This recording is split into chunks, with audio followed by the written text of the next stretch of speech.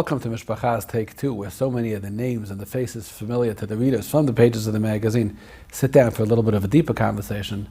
The Rosh Yeshiva, Rav Aaron Lopiansky, Shlita, is not just another face, it's not just another name. The Rosh Yeshiva is somebody that we've been turning to whenever there's an issue, to address those issues, to give chizuk, when there's a need for chizuk, when there's a need for clarity. The Rosh Yeshiva has been there for us. If it was in the hours after the P'tira of Chaim Kanievsky, after the tragedy in Miran, and at happier times also had to deal with the challenges that keep coming. It's a tremendous chus to have the Rosh Yeshiva here. The Rosh Yeshiva elevates the magazine and he elevates the set just by being here. It's very nice to be with you, Rabbi Yisroel. It's been nice over the past years having the kesher, and Baruch Hashem, Baruch Hashem. It's something we don't take for granted. The Rosh Yeshiva occupies an interesting role in the American and even the global Torah community. I would love to hear the Rosh Yeshiva's thought. There's a school of thought, there's Shulchan Aruch, there's Halacha, and then there's Hashkafa. And it's two separate things. Halacha is this pot kosher, the spoon with fleischig, and then the Hashkafa is something else. How do you look at this, or how do you look at that? Rav Hutner famously said, there's Hilchas Deis v'Chayvus Alvavis. There's not two things. How does Rosh Yeshiva see? Is there such a thing as a Baal Hashkafa voice? It's difficult to explain, but one is a big picture explaining a small picture, or I should say small picture, I should say detailed picture. Let's give you an example in something Milad Alma. There are technicians who do experiments and they can tell you a lot of facts about chemicals, about certain things, but they can't give an overarching theory and understanding. And you had people like the Greeks who sat and had wonderful shittas and ideas and theories. They had no connection to reality. And so you're looking from the details and the facts on the ground to extrapolate and see a big picture. And that's why halacha is where we can pin down things how they are, exactly. What basar can't be used with chalav, blias, all these things are facts. Hashkafa is to try to understand the bigger picture of it. The hashkafa has to be rooted in the halacha. It has to come from the halacha, and looking back on it, you have to say, yes, this is the big picture. The person who, for me, was the most important Rebbe in terms of this Yanyanim was Rabbi Moshe Shapiro, whose stature as a Talmud Chacham in both areas was unmatched. He was somebody who could say Shirim on Tahiris, on any Masechta that he was asked to say when he came someplace, he could say a Shir Klali. He was, Brisker Rav to him was the Demus that stood in front of his eyes, and the Leshem was where he was show of his Torah from. And what I think most Talmidim felt was that the validity of what he was saying in areas that you couldn't pin down came because he was a Morda Kulashmaitza. So both worlds are extremely important. Both worlds have their own vocabulary, their own methodology in a certain sense, but unless the two worlds are one, then each one is much less than a half a world. The Rosh Yeshiva is in a unique position that he's Rosh Yeshiva, saying the classic Shia Klali in the mold of Litvish Rosh Yeshiva. The Rosh Yeshiva is married into maybe the first family of Torah royalty. And at the same time, a lot of the Rosh Yeshiva's communal involvement comes because there aren't that many people either willing or ready to go into that space of talking about these issues. As the people are confused, as Zionism or feminism or wealth or whatever's going on in people's minds, and they don't have a lot of addresses to bring these topics up with. Is the Yeshiva okay with that? One wishes there was a lot more, but I guess hashkacha, as I grew up in a world that was not Yeshivish we would call it. It was a bigger community. It was the old community where a lot of different people, a lot of different issues, and so on. I've been back in America for 27 years now, and I'm in a place where you have to deal and grapple with a lot of other issues. So I guess hashkacha has made it that whatever I can, I have to. This is what has to be dealt with, and so this is my responsibility where I am.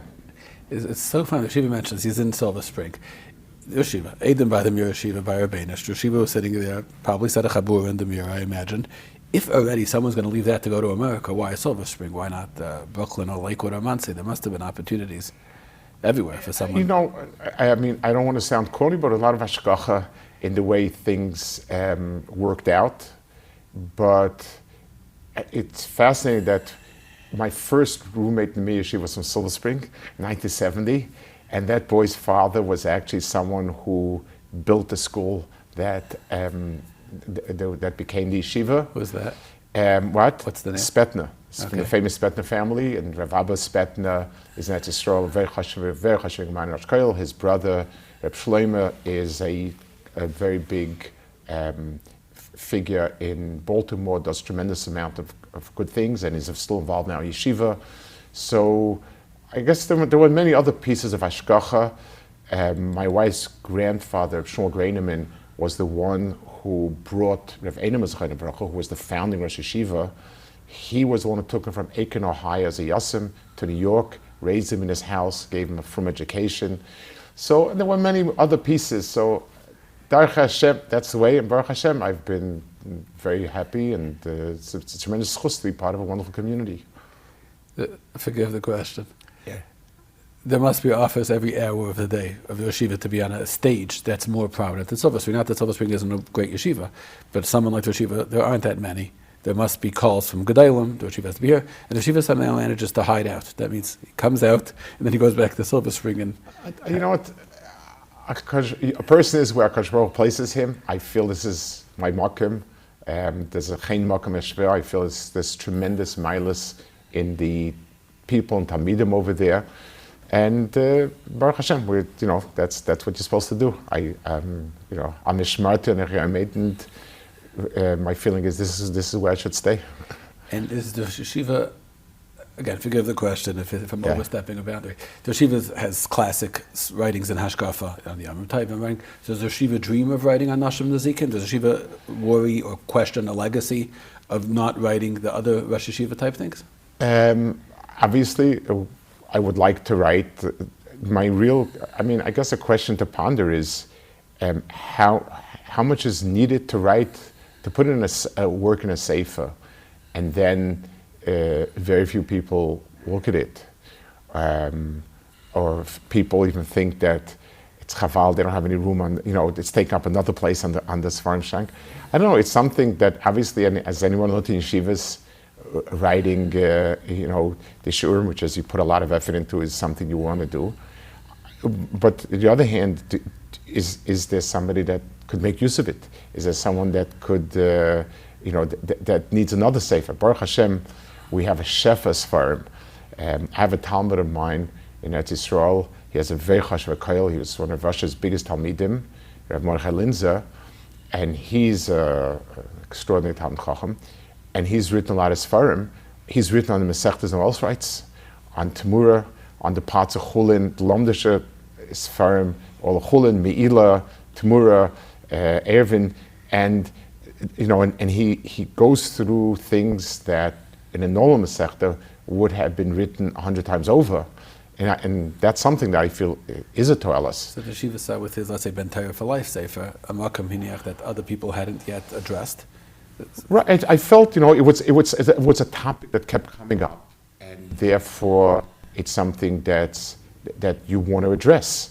You want to talk when someone's listening. The Maral says, or Moshe said over. I didn't find exactly Maral, but Moshe would say it over. Why Shomea Ka'oner? He said because the Shomea makes the Medaber into a Medaber. When you talk to the walls, you're not a Medaber. So having a feeling that you're talking to somebody.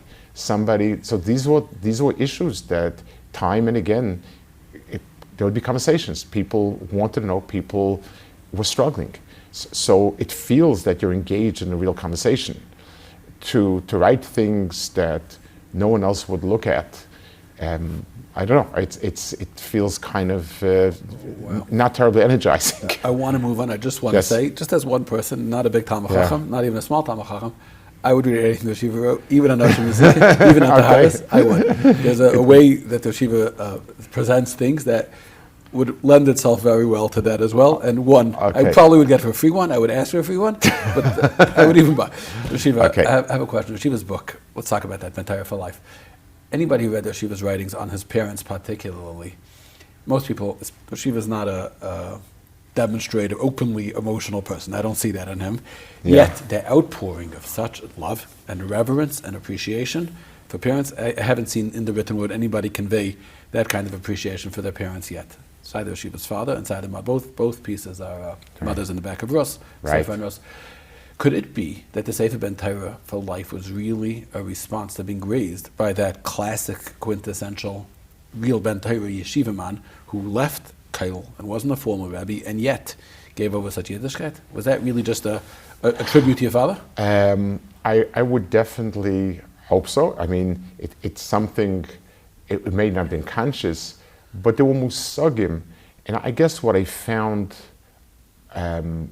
lacking, one of the things that pushed was, we think of paradigms of cheshivas. So a great goyen, easy. A great Baal Tzedakah, okay. But an Erlich Yid who's genuine, who Ramach Vashagidov, Lechte Begdolos, Beneflos. I want to tell you, it's my father's kind of racha, and a demus like that, it stands for my mind, my parents, my father, my mother. But the mir wasn't different, and I want to share some things. My shver's kind of racha was not a Bal Hispilus. He didn't talk about, he was a tremendous Balkish himself, and he could hold his own with anyone. And he had a lot of respect for, he was very happy, but I never heard his Spiders. But there were three people that I saw, and again, this is so, I won't say much, that he was extremely, I saw that when they walked by, he stood up like Malakoma, and the common denominator were they were emes. They were family Talmid Chachamim, but they were anshe emes and anavim. And people were, an anav and not looking for anything and being emes and not, that was to him the most special thing. He had some people that were not flogim, balbatim, that he also was close to, not many. I mean, he was friendly with everyone, he was warm, but people that really felt, and there was a common denominator. Emes and erlich, that a word is a word no matter what, and so on. Those were tchunas hanefesh. And I spoke at the Mir dinner when they honored the 200 years, and I spoke about two of the demuyas, besides the fact that Loki and emes and pashtus was a Mir tchuna. I spoke about my brother-in-law, Rabbi Tzvi, and Rabbi Falsh Malevitz. Same thing. So that life, that you take a person who's emes and erlich, and that should be a marked distinction, and it's just trying to do what's right. To me, that was the missing piece. It's not telling you what you should do, what you shouldn't do, but we've never given over a sense that this is someone to admire. And that's what I feel is missing. There's another tzura v'yid. So there's the Talmid Chacham Muflog, which is the pinnacle, and there's the person who's a tremendous Talmid Torah, and that's wonderful. But there's a person who Ramach Vashagidov is. That's Wasn't that by design? The yeshivas didn't want to put Balabatim on a pedestal for good reason. They want people to aspire to be the gadlus and Torah. So it's the goal. It's two things. First of all, yes, but then there's always, you have to, a correction. So now, at what point in his life does a person not go back to it? And the truth is, even for Bentayra, when the picture of gadlus is your name splashed over even Mishpacha or something, that's taking away. For the person that's emes and yasher, and his decision might be, there was an article, a hespen Rav Aaron, this is the week of Rav Aaron's Petira, this was the art site, and Rav Peah wrote something that once, after where I was lifted, and I was very taken by it. It a story that I think I didn't see similar stories like that. Rav Per was a younger bacha. He wanted to learn kachim, and finally the zman when he was allowed to join the kachim chabura came up. Rabbi Aaron called him in and said he wants to go collect money, I think in St. Louis.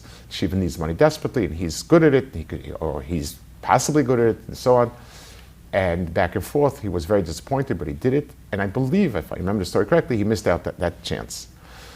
To me, that was an incredible story, that what's expected of you is to do what's right. I've met Rav Per a few years ago again. I've known him a bit, and I told him that this story was a story that made a tremendous impression. And he told me, I want to tell you something. If I have a yeshiva today, it's because of that. That gave me the skills and ability and confidence to make it happen. Had I joined the Kachim Chabur, I'll be there. I don't know if I would have. But he said, but there was the epilogue to the story.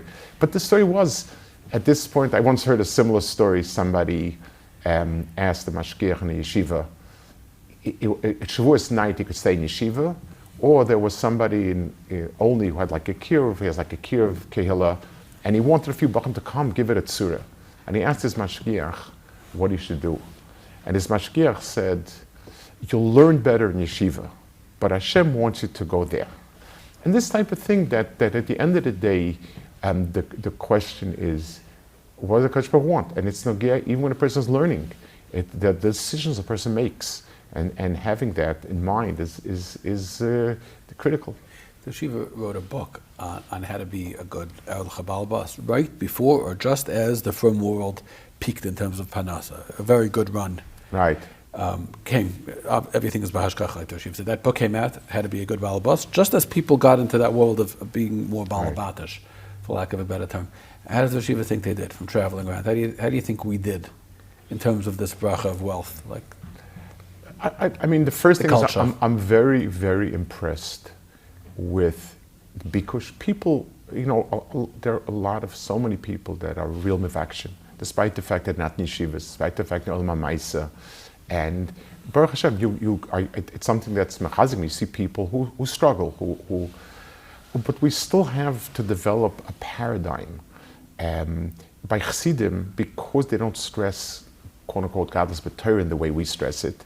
They stress being an Elohid, and that's a sense in which their mahalach has strengths. Obviously, it has weaknesses. There's always a trade-off. But I believe that still having a sense of a paradigm. So what does a person do who is very much tzlich in Parnasa? What does he do? Should I give away all my money to Tzedakah? I can't live a little better, but what's living better mean? What's good for my kids, what's not good? There are a lot of uncharted territory that we still haven't gotten a sort of a default setting on. But people, there's a certain tremendous sense of bikush in people, and it's very heartwarming. I'm in awe of people who struggle. Even though, if you look back at the last, let's say, 4 or 5 years, the Emes should help, it should continue. But the doors of bracha are open. A lot of people made a lot of money. People spent a lot of money. A lot of money on cars, and on homes, and on baby carriages, and on straws, and they gave a lot of tzedakah. Right. Does that one balance out the other? That means I think, there's no data, this is just what I felt, that they really came through when it came to tzedakah and supporting ISIS, and also to taking care of their own. Is that okay? So every person has microsigns, but I do think in the big picture, the problem with that is, shleimus is shleimus, and HaKadosh Baruch Hu wants total tzura. So just like a person who's learning Yom V'Laila, but you can't get a favor out of him sideways, because it's because he's not developed that personality, so there's a lack of shleimus. The Maral speaks a lot about this, that when the measure is quantity, so if a person is investing in stacks, so if one stack underperformed, but the other one overperformed, then it's great. So if our goal is points that we sort of cash in Olam Haba, so what do I care if it's a lot of tzedakah points, a lot of Torah points, a lot of tznias points, and so on. But if you're talking about a tzura of a person, and you, like the Ramchal speaks about, that it's developing our tzura to be doimet HaKadosh Baruch Hu. So if there's a lopsided proportion between our own life and where there's a lot in Tzedakah, or a lot in Talmud Torah, or a lot in davening, and missing the other ones, that's not a good surah. So it's just like a person who has misproportioned features. So it's lacking in shleimus. So we need to consider it's chisaron. You can never say something makes up something else. And the problem is also whenever there's a chisaron, it means in the future it runs into problems. The Maral says that anything that's a k'tzeh, anything that goes to an end, to an extreme, falls apart. So a person who's not developing in his home solid Yiddish values. So let's say when there's a bit of tight times, tzedakah doesn't go first. His children grow up without those values. They have different values. There's a story, I believe I wrote it in the book, but I remember already. But to me was a beacon of what a real Adam Chashuv is. One of the Reichman brothers was involved in helping the Russian Jews who came to Yisroel. I wrote this story, I believe, and so they gave a lot of money for a lot of different things to help make them Yiddish and so on. And then their own businesses had their problems. And at the next time he was at a wedding in Switzerland, he went around from table to table collecting money for the cause. And when I heard that, I said, Lemafreya, it shows that all the tzedakahs he did was not because he had extra money. It's because he felt achrayus. So being able to, sustainability for all these things is going to be dependent on having a solid base for it. The Yeshiva just mentioned something, and he's written about this a lot in Mishpacha and elsewhere. The Yeshiva has an issue with the lack of nuance in public discourse. So somebody, either Trump is the savior or right. Trump is the worst thing, and the Yeshiva has a hard time. Right. I would bet, without knowing, that the Yeshiva will never tell anybody who he voted for, if he voted. It's not a thing. Correct, it's not important. Yeah. Figure out your things and don't go to extremes. Right. I've heard this in the Yeshiva many times. At the same time, I'm just back. The Yeshiva is at home at a Aguda convention and at an OU convention. I don't think that there's another Rosh Yeshiva right. who's not welcome, I'm sure they're welcome to speak, but that the people really could connect to their messages at all kinds. Not that there's such a big difference between the two conventions. I'm using examples, of course. At the same time, so that means, and the Yeshiva is not apologetic about the things he holds, so that means whatever you speak, half the people aren't going to agree with you. That's just normal. Right. So how is that possible? How is the Yeshiva able to go places and across North America doing Shabbos in different communities, all the way from Lakewood to Cincinnati or wherever it is, and the Yeshiva is saying his thing, and people are listening, and there's you don't hear ever. How do you find that balance in what you're conveying if automatically half the people don't agree with what you're saying? So, I do believe that Torah mitzvahs are mechayev everybody. The language, the way you present it, what are the struggles of each community? And so, let's give a simple example which everyone could understand. In a yeshiva, if you walk into a strong yeshiva, in the yeshiva, you're not going to speak to people about learning 3 hours a day. When you walk into someone says you will, but your message is the same. It's not that it's trying to understand what's the goal and how you're trying to get there. So in a community that believes in having more secular studies and more interaction with the world around, but they need to check themselves. So, but how emes is my Yiddishkeit? How much am I willing to give up on those things? There's the emes, the core, the nakuda of the emes is the same, even in different ways. So understanding, trying to sort of understand what the nakuda is, as opposed to different drachim, I think is something that is the emes. And when you speak to people, the point is, what's the point they need to be striving for? And each person on their mahalach, what's something that we can go further. I think that's the the emes. The Yeshiva, over the years, we've sat and done panels at the Good Convention. If every Rosh Yeshiva and every other gadlus has, so to speak, their pet projects, areas where they feel this is a place where I can make a difference. I'd like to do that. I've heard from the Yeshiva a certain passion, maybe, about the situation of tzedakah giving in particular, and the scrupulousness or the process. That means the gutskeit of the donors is unquestioned. Yes. But what is questionable is the destination, how the money is getting, where the money is getting. And we've talked about this. And the Yeshivish has been extremely passionate about that. Has the Yeshiva been able to do anything in this area or work in this area on a practical level? We talked about ideas. Right. So the big ideas are always easier to talk about, to write about maybe. Rolling up sleeves and doing, you need to be capable and so on. So I'd spoken once at a good thing about having oversight, and there has been some beginnings of it, because like you said, people really want to give b'leiv shalom. Bemis, that's a meet in Klal Yisrael, it's amazing. And there's a lot of tremendous real need and very good things going on. We unfortunately still have a shtibel mentality, and in many ways we have those issues. I was myself involved in something the last year or two. I have two nephews in Eretz Yisrael. My brother's children, Baruch Hashem, they're both successful business people, but they're both involved in local tzedakahs, and they became aware of needs that are just not met because every organization has specific things they focus on. And the thing that developed, what that especially made me excited, besides the fact that they don't know what's taking anything from it, but we tried to get very much to develop something which they could give person to person. So they developed a platform. I don't understand. The organizations all have a specific clientele. What does that mean? So a lot of organization focus. This organization focuses on Almanis and Yisayimim. This organization focuses on coding alike. This organization focuses on giving money specific. This is before in Eretz Yisrael. Right? In Eretz Yisrael. And there are tremendous tzedakahs there. I'm telling you, it's amazing.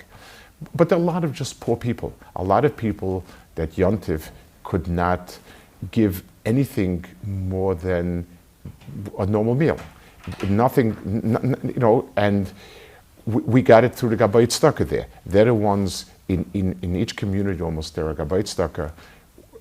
My nephews worked with them. They know exactly, the ones that, and they're reliable. There's the local kupas. And they were, and what they did was, they got lists of people who don't have, and they said, we'll try to rate as much as possible to go to these people specifically. Your job is to make sure that it's not double, triple, covered, and we'll try to do. And I reached out to people I know, but the pitch is that the money goes clean. That doesn't go to any offices. Yeah, well, it's more than that. It now goes clean. It's on the website. Each person gets what's the website called Yid to Yid. Yid to Yid. Yid. That's exactly the philosophy. And each person who's vetted gets a card before Yontif with a certain amount of money, and as soon as people who are vetted are being done by the Yeshiva's nephews in Eretz Yisrael? Well, they rely on the Gabbai Tzedakah plus a second questionnaire. And these are people who are on no other list. There are no other list. As much as these are people that the local Gabbai Tzedakah said, this is the people that should get, and they just haven't made it. We just and we tried as best as we could, and Baruch Hashem. So as soon as a person clicks his card onto the website, he picks a family with something. It goes card to card. Well, I'm sorry. Forgive me. Okay, it's family based on the drama of their story. What? This speaks to me. No, so the best we can do is just have location, amount of children, maybe some other thing. You obviously can't have a name. Oh, you don't get into the drama and the copyright. It's not the drama and the copyright. It's the they need the money walking for down Yontif. to the chuppah without. You know what? It's meant there are thousands of people that make ends meet day to day. Period. And it comes to Yontif, and you need to have something more. All in Eretz Yisrael, all the recipients. It's all Eretz Yisrael. All Eretz Yisrael, because again, this is where my nephews live. This is where we felt our in America. B'chol is a little bit better. We have food stamps. Whether they like the Democrats or Republicans, it's something that you don't have in Eretz Yisrael. There's a certain And the people really who But what about the people who are on the list? They're not on. They can't. so get they have them. their own. They get from somewhere else. In other words, So the yeshiva is not saying to give all your money here because those people also have to give. I'm not saying, saying. This is just. But the thing that I felt especially comfortable with it was that it's as much as possible. It's a person to a person. That's the way it should be. I understand that in today's day and age, because there's so many people, Baruch Hashem, it's Nitzrachim and Advanim, so an organization is efficient. We try to develop something which could be person to person. And it helped. I know myself, I don't have the great means to give, but whatever I give and I click on someone, there's a sense where it went to a person. I took from my money, and I gave a person money for Yontif to have a Sheni Yontif. It goes straight into the bank account? Straight into the card. Every penny goes card to card. So when I charge my credit card, his credit card, he gets a automatic phone call. I don't understand. If you're building in Mir Tashem, it will be a big platform. You're also going to have to pay fundraisers and secretaries, and then it'll be the same as everybody else. So we're keeping it just that way. It's just myself, my children. My nephews call their acquaintances. We're trying to keep it that way. There are good organizations, but again, then it becomes. It's nothing wrong with it. It's good, but this is a way of still keeping that sense of person to person. Again, forgive me for belaboring the point. I never saw the yeshiva go out of his.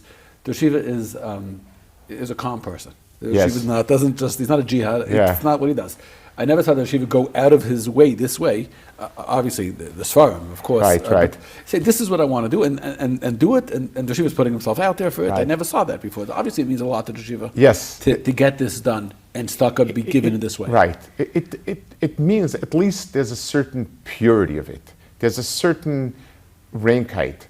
There's a person who needs, I gave him. It's straight, and that's it. I doubt that we're able that it'll become larger. Every penny that goes in goes straight out. It doesn't go straight in. They never went in. It goes straight to a person. And we try to do. Before Yontiv, we had hoped that we'd be able to be Mesader, that the organization should take over. It hasn't worked. Was open sukkahs already? It's been open. This is the third Yontiv that's open. Then and how much money was given at sukkahs? So it was a few $100,000. I can't tell you for sure. Yes, if it was. Somewhere between, I don't do the numbers, but it was $100,000, probably closer to $1 million, between $7 to $1 million. It was just person to person. There were some people who gave huge amounts because they felt very passionate about it also. But it was a lot of what we're trying. What's most meaningful is that it be a lot of people to people, because I think that it retains some of the real sense of tzedakah. Where I as a person see another person, and I know his yontiv is going to be different because of what I say myself. It kept the heart in the mitzvah. It kept. It's a little bit still in a world, in an age when we need to have big institutions. We still have something personal. That's meaningful. Has there been any negative reaction, or has anybody tried to discourage it? Any other organizations or people who felt that? No, we work with everyone. My nephews went around to the local Gabbai Tzedakah in Yisroel, and many of them are very impressive people, running very impressive organizations. And we work with it. We work with other big ones. We're not interested in creating. We're interested in trying to pick up whatever the slack. And I tell you, there are many admirable people and organizations out there. So it's Baruch Hashem. We need, like you. Yes, you need to look at the good and the bad and the difficult. So there are, unfortunately, scandals waiting to happen, and there is so much good. And a statement that it's all a bunch of ganavim, or it's kodesh kadosh l'shahar, say like that. Those are two statements that have no place in Metzias and no reasonable person. We need to really be Meshabeach, call Yisrael for what's good, and we need to work on what needs to be worked on. The Yeshiva has ended up in this role, we'll call it the Q&A format. The Yeshiva is the Q&A specialist of North America, I think. That the Yeshiva comes to places for Shabbos and everybody brings their questions. And the Rabbanim in those communities, and I've spoken to many of them, they enjoy it too. They don't. Not only do they not feel challenged, they feel grateful that there's somebody who's able to, on the spot, so to speak. Not everybody is conditioned to answer a question on the spot that just comes in. So Yeshiva sees a lot. What is the Yeshiva's take assessment on what's really plaguing people in 2022, 2023, America, and how they doing? And how what? How are we doing at Nicholas of the Mashiach in terms of the mandate given at Har Sinai? You know, I'll tell you what I think. There's hand-wringing. A lot of people write articles, it's terrible, it's the worst out. Other people write, it's the greatest. The Yeshiva's out there. He's really the one in the trenches, sitting with regular couples on a regular Friday night in a community of 70 or 80 families. Young people, just trying to, what's the Yeshiva saying? So, first of all, I do think if I can make a generalization about the questions and answers and the things that bother people, it's between the ideal that we've set to the reality and the understanding that the ideal does not exist. And unfortunately, ideals are portrayed as if they exist already, as if it just do 1, 2, 3 and you're there. Reality is a reality check. And I think there's a lot of frustration where things are presented in a very simplified way. HaKadosh Baruch Hu, as long as the whistle hasn't blown for Mashiach, it means there is a lot that needs to be done. The Torah today and the world today is amazingly ahead in many ways of the Torah I grew up in, and it has challenges. And some of the challenges we thought were past, and yet they're there. So the question is just, what are the weapons we have, and what are the challenges? To ask ourselves, we believe in Emunah Shlema that HaKadosh Baruch Hu is bringing the world to its tikkun. So however much we don't see the pieces in place, but we believe every door has done something in a certain way. And our door has its challenges. It's going to have, it's linear. It's like we were almost very, very good, and we were almost Gevaldik Tzadikim, and then we just dropped the ball. Every door has its milas, every door has chesronos. We need to ask ourselves, what's its strength? And how do we use that to go further ahead? And that's the only thing that's emes. There are challenges. There's no people who need to paint the world as a already existing, euphoria is not. It's not going to go. It's the world is limited, and we need to do what we need to do. Okay, so what's the answer to the question? How are we doing? The Yeshiva's out there. What's the report card on the communities? The Yeshiva visits, I would say, 10 times a year. The Yeshiva spends Shabbos on the road. It's been a lot of Shabbos, yeah. And different communities hearing their concerns, raising children, their marriages, their mental health, their spiritual health, the connection to the Black Gemara, whatever it is. There's stuff that's on people's minds. So Yeshiva's hearing more than anybody else. How are we doing? So there's a lot being done. And I believe that there's a process of refocusing. I think refocusing on certain basics in terms of building real she'ifas to ruchnias, not translated as a gadol hadar, not translated in, like I said, building people in a solid way. Because things are so quick and so widespread, and everybody has everything, there's a lack of solidity. And building that a person's formative years should build a very solid hashkafis. Now, hashkafis, I'm talking about what's important in life, what's emes, and in terms of midas, in terms of person, in terms of she'ifas, she'ifa for chachma, she'ifa for yira, a she'ifa for emes, a she'ifa for hispatlas and anava. Those are we haven't, our door needs to emphasize it and give meaning. In my door, getting people, creating the door of people who could learn, it was the nisayon of my door. And Baruch Hashem, it's impossible to understand how such a world of Talmidei Chachamim arose from that world that I grew up in. Now we need to try to build people with the pnimius. That, I think, is a key word. It's a pnimis, so it's not, the word shouldn't be to be galador, the word should be to be tzelem alakim. And those are much more pnimistic emes. They take longer to develop, they're more internal. And I think that's the challenge of our door. The Yeshiva wrote in his book, and I've heard this from him, about the importance of being connected to a Rabbi or to a Yes. way of hashpah, not just whatever you heard that day that inspired you as your Rabbi. It's not how real life works. The Yeshiva's Yeshiva is a Rabbi to Talmidim. Does he himself have somebody who Moshe Shapiro, Yeshiva said was his Rabbi? There's somebody now that the Yeshiva would speak to or speaks to or feels gets chiyas from? It's got, unfortunately, I mean, the people that were Moshe Shapiro in terms of these inyanim, whether it was Reb Zelig Epstein in terms of the general hashkafas olam, that was the tkufim when I was in America to be able to yonik a lot. I feel the asmus. It is. So I go to Sfarim. I look in Sfarim and try to be shoev again.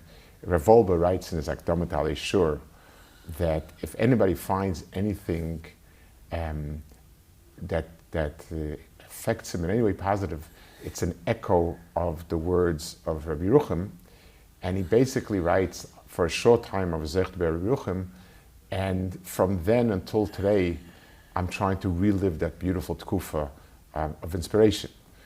For many of us, it's just to try to remember the echoes, and it's not only the specific Torah.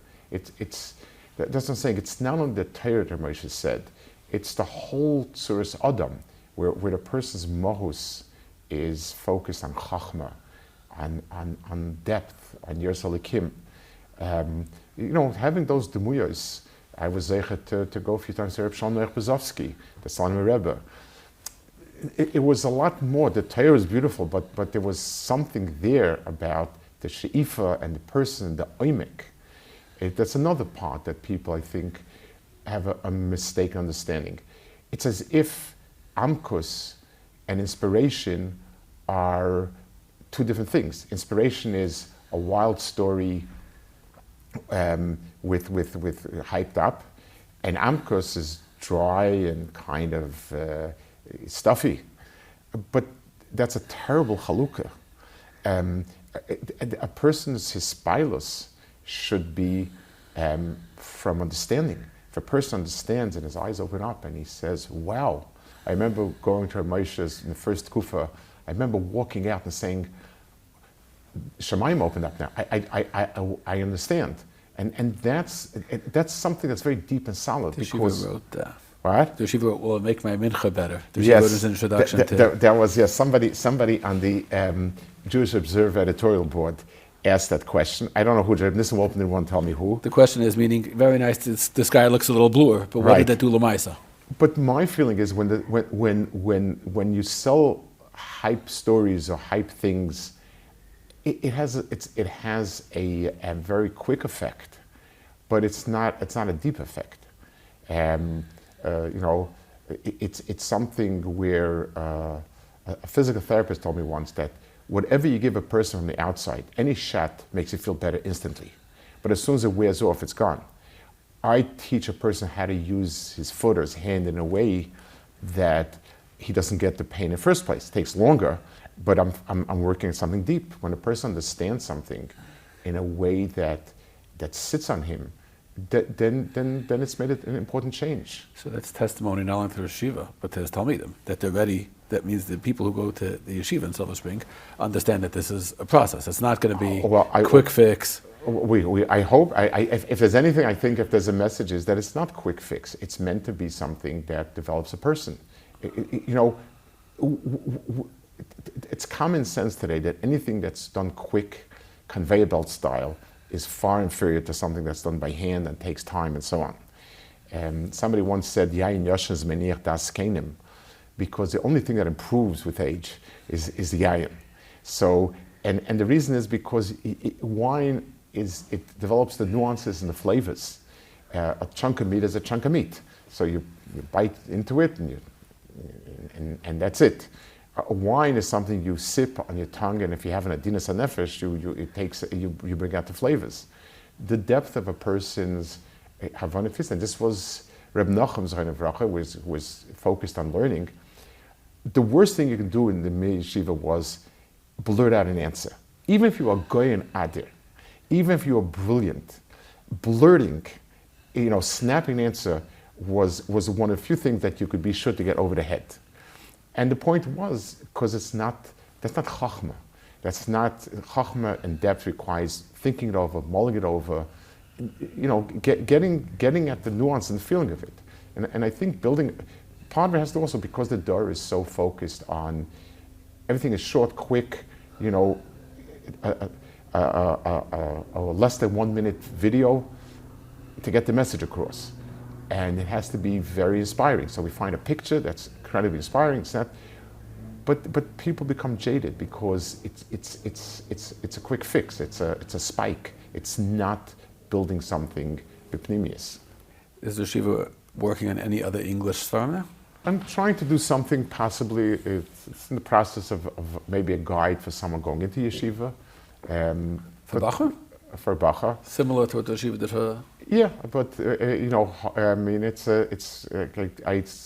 it's something that I felt a tremendous need to reach out to a lot of people in the field to get there. But Baruch Hashem, it seems to be now working towards finishing. But it's for many reasons. It requires understanding a lot from, asking a lot of people, to go over and so on. It's a process. It can't be rushed.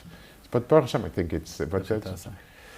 If the first sefer is any indication, I think I told this yeshiva that my Rav and my shul bought copies, kafir the people in shul, and put a box by the thing in an envelope. He never, not before, not after, ever did this. He was kaif everybody to buy the sefer. So yeshiva's first sefer. If there's any indication, it will be very well received in Mitzvah Hashem. Baruch Hashem, grateful to yeshiva for coming in, for taking the very, time. Very nice to spend time with you, and Bez Hashem, you should be able to do good things that you do in Klal Yisrael, Bez Hashem.